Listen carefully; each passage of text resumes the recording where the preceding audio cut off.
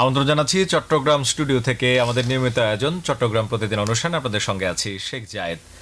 আজকে আমরা কথা বলবো চট্টগ্রাম নগরীর যেই সমস্যাগুলো আছে সেগুলো নিয়ে, বিশেষ করে অপরিকল্পিত নগরায়ন, সেবা সংস্থাগুলোর যত্রতত্র সেবা দিতে যে খোঁড়াখড়ি এবং উন্নয়ন কাজের কারণে নানা রকম ভোগান্তি, এবং এসবের কারণে অপরিকল্পিত কাজকর্মের কারণে মানুষের জীবন যে ঝুঁকিতে পড়েছে সেই বিষয়টি নিয়ে কথা বলবো। সেজন্য আজকে আমাদের আলোচনার বিষয় অপরিকল্পিত নগরায়ন, ঝুঁকিতে জীবন।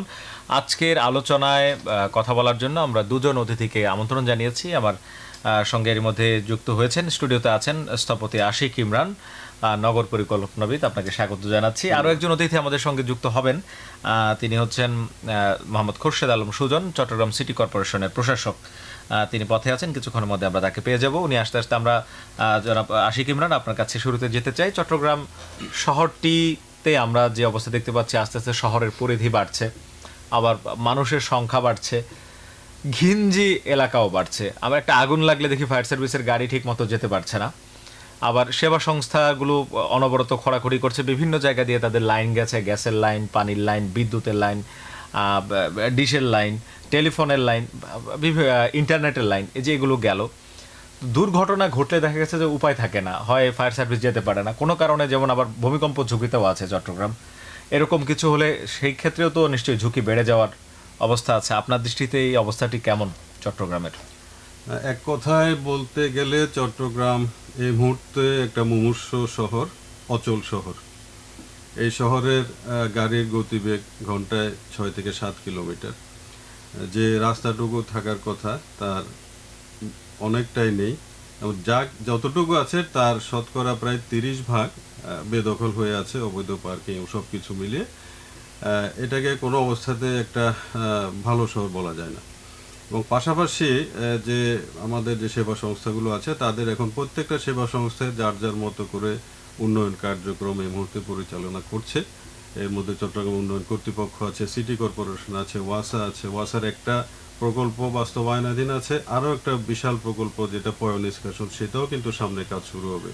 সামনে পিডিবির যে ভূগর্ভস্থ লাইন করার কথা, সেটার কাজ শুরু হবে। তো সব মিলিয়ে আগামী আরও অনেক বছর চট্টগ্রামের মানুষকে ভোগান্তির মধ্যে থাকতে হবে।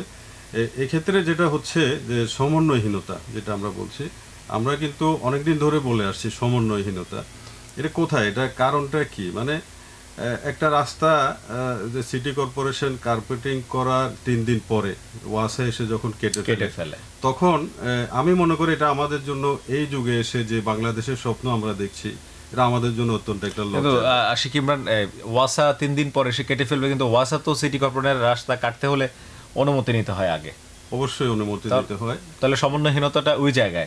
এখন আমরা যদি একটু এই কারণটা নির্ধারণ করতে পারি যে কেন 3 দিন পরে কাটছে এবং না কাটার জন্য কি করতে হবে, ছোট্ট একটা সমস্যা যদি আমরা সমাধান করতে পারি, তাহলে কিন্তু অনেক ভোগান্তি অনেকটা কমে। বড় অনেক সমস্যা কিন্তু এই একই উপায়ে সমাধান করা সম্ভব।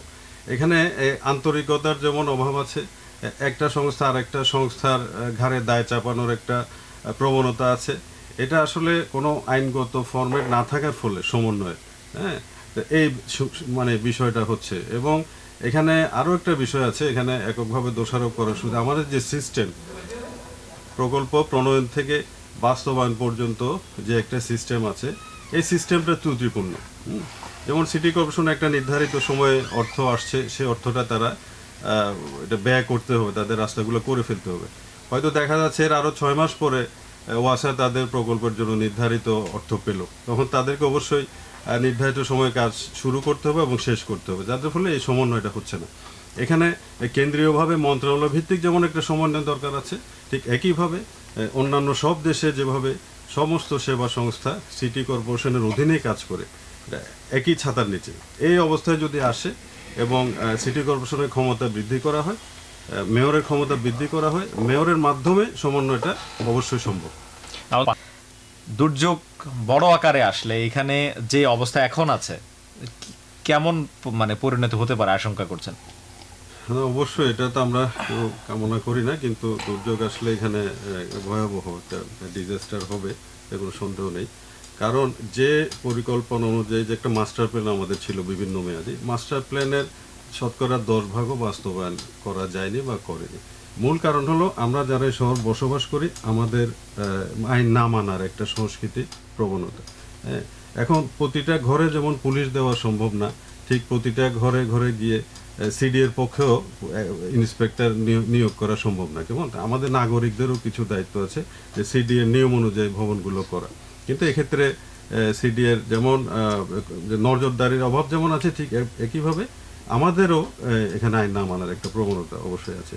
এখন আমরা যে বলছি পাহাড় নদীর চট্টগ্রাম, আমার মনে হয় আর 10 বছর পরে আমরা ওই পাহাড় শব্দটা চিটাগং থেকে বাদই দিয়ে দিই। তবে যে হারে অবৈধভাবে পাহাড় কাটা হচ্ছে এবং এটা নিয়ন্ত্রণ করার জন্য যারা আছেন সেই প্রতিষ্ঠানগুলো এতটাই দুর্বল আইনগতভাবে এবং জনবল দিক দিয়ে, তাদের পক্ষে এগুলো নিয়ন্ত্রণ করা সম্ভব হয় দুর্বল অথবা উদাসীন। এবং এই পাহাড়গুলো যারা কাটে তারা প্রভাবশালী, বিভিন্নভাবে প্রভাবশালী, হয় রাজনৈতিকভাবে অথবা আর্থিকভাবে, অর্থনৈতিক। তাহলে এদেরকে নিয়ন্ত্রণ করার মতো যে ক্যাপাসিটির দরকার এটা কিন্তু নাই, প্রশাসনের নাই। খোরশেদ আলম সুজন, আপনার চট্টগ্রামের স্বকীয়তা নষ্ট হচ্ছে কিনা এই যে পাহাড় কাটা হচ্ছে? এই যে আপনি বললেন যে ডিজাস্টার 91 ঘূর্ণিঝড়ে আপনি দেখছেন কিভাবে আমাদের আমাদের প্রাণ দিতে হয়েছে চট্টগ্রাম শহরের লোকদেরকে।